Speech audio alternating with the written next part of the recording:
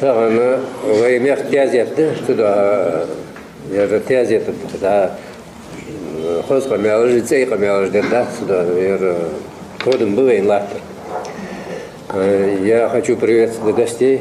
Спасибо, что приехали. У нас общая беда, и мы братья по трагедии. Помимо того, что еще и по религии. Да, нас сослали, как вы сказали, за то, что любят нашу землю, за жирный кусок нашей земли. Но Идрис имел в виду не то, что там виноватый народ, он то, что мы бездействуем. Нет объединений целой.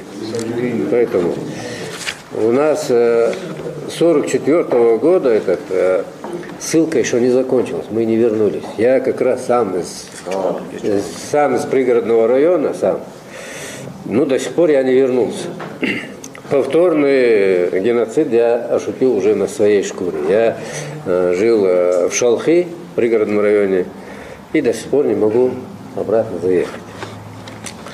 Я бы хотел прочитать небольшое обращение, минуты 2-3, с вашего согласия, что это не конфликт в 1944 году, а агрессия.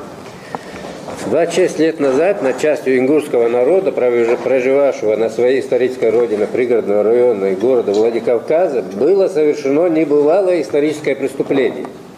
До сих пор на государственном уровне Российской Федерации эта трагедия значится осетино-ингушским конфликтом. Экстремисты Северной Осетии обозначают это ингушской агрессией национал-экстремистов. Провокаторы и обыватели воспринимают войной. Мы знаем, кто такой обыватель и провокатор. А истинное лицо этой трагедии таково. Граждане России стали свидетелями того, что разработанный во Владикавказе и поддержанный в Москве широкомасштабный план военной операции против жителей ингушской национальности пригородного района и города Владикавказа был, в кавычках, с честью притворен в жизнь. Это долговой фактор, журнал 1 июля 2006 года, это извлечено оттуда. В результате этой авантюры было убито около 1000 мирных граждан, более 200 человек до настоящего времени значатся без вести пропавшими. Около 70 тысяч ингушей по сей день влачат жалкое существование в изгнании, а их дома и квартиры разграблены.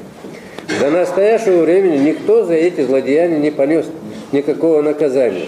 Преступление без наказания, Исаак Астоев, 2018 год, страница такая-то.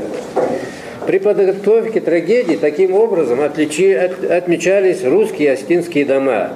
Вот здесь написано, русские осетинские, чтобы случайно не задеть осетинские и русские дома. Это была заранее подготовленная акция. К чему это? Происшедшее в октябре-ноябре 1992 года это завершение почти полувековой политики геноцида, начатой сталинским режимом, подхваченной после возвращения ингушей на родину руководством Северной Осетии, поощряемой частью руководства бывшего СССР и нынешнего руководства России. Это извлечение из доклада министра юстиции Республики Ингушетии Загиева. Далее. Из постановления Народного собрания парламента Республики Ингушетия признать события октября-ноября 1992 года в пригородном районе и городе Владикавказе крайней и жестокой формой политики геноцида, проявившейся в физическом уничтожении части ингушского народа и этнической чистки территории от оставшихся в живых.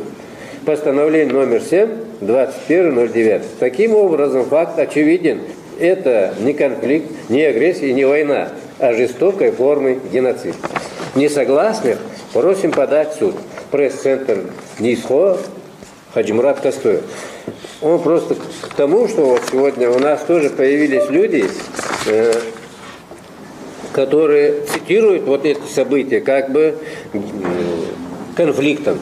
И даже умудрились до того, что назвать это равноценной войной. Поэтому вот это доказывает обратное. Тагана войны хачвяну мчарвину хат барах ярса элементы судья камялы войкамады холпуша камялды. Су таган нарк вейсом диахада сигболбу тансомдан.